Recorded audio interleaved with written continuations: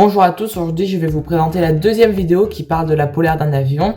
Si vous n'avez pas vu la première, évidemment allez la voir puisque sinon vous n'allez pas pouvoir comprendre celle-ci. Donc la polaire d'un avion, c'est la courbe qui relie tous les points d'incidence de l'avion et qui modélise sa portance.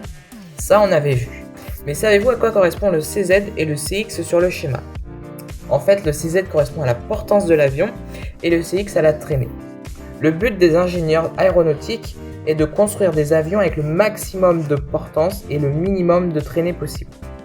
Ensuite, avez-vous remarqué le trait rouge au niveau du point E? Il s'agit tout simplement de la portance minimale de l'avion. En dessous, l'avion ne peut pas voler.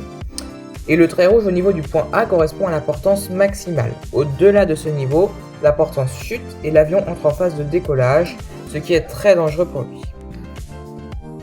Enfin, la grande droite qui passe par le point 0 du graphique et qui touche la courbe de la polaire est ce qu'on appelle la tangente. Elle donne la finesse de l'avion. On observe que la tangente coupe la courbe en C. Donc si C égale 7, la finesse de l'avion sera de 7.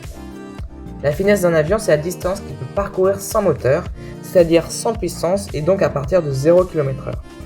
Si on prend le même exemple, l'avion pourra parcourir 7 km avant de toucher le sol.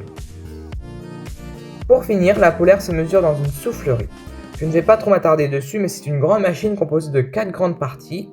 Et la première a été inventée par Gustave Eiffel et est d'ailleurs toujours en exploitation. Je vous ai donc maintenant présenté tous les points de la polaire. J'espère que vous avez compris, puisque ce n'est pas forcément simple et que ça vous a plu. En tout cas, n'hésitez pas à vous abonner. Ça fait toujours plaisir. C'était Proxima Aero. Bye!